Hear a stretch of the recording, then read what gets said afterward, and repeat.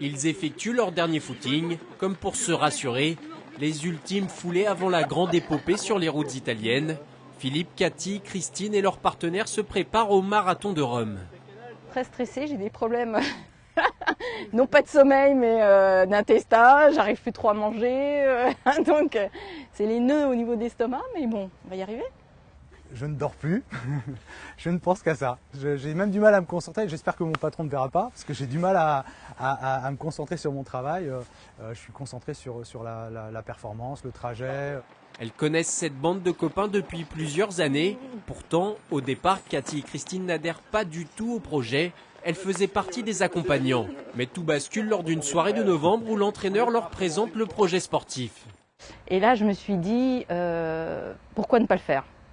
Et je me suis prise un peu au jeu alors je suis assez challenge, et lorsque le coach a dit que sur la population française, il y avait à peu près un peu moins de 100 000 personnes qui avaient couru un marathon, je me suis dit, il faut que j'en fasse partie. Le premier marathon, on ne va pas chercher un chrono, on va surtout chercher à le finir. Donc on a privilégié un petit peu ce qu'on appelle les sorties longues, c'est-à-dire des sorties d'au moins 2 heures, 2 heures et demie. C'est-à-dire de passer un cap psychologique, de courir longtemps. Avant cela, ils couraient tous ensemble 1 à 2 fois par semaine depuis plusieurs années. Gérard a donc créé un planning personnalisé pour chacun avec des séances de fractionnés adaptées à leur capacité physique. Ah mais je peux plus m'en passer, c'est une drogue. Ah oui, oui.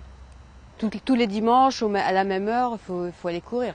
Ah oui, c'est vraiment une drogue. Mais pour franchir la ligne, ce peloton de coureurs devra surpasser le fameux mur des 30 km, une distance qu'ils ont accomplie pour la première fois il y a quelques semaines. Ça serait de le terminer. Mais voilà, secrètement, je me fixe 4h30. Je m'étais fixé le même objectif que Philippe, mais comme je cours beaucoup moins vite que lui, je me dis que c'est peut-être un objectif un peu surréaliste. Donc je vais fixer 4h30, mais on va peut-être faire 5h ou 4h45 peut-être. Au-delà du chrono, le plus beau moment sera très certainement le passage de la ligne d'arrivée qu'ils espèrent tous franchir le 23 mars prochain.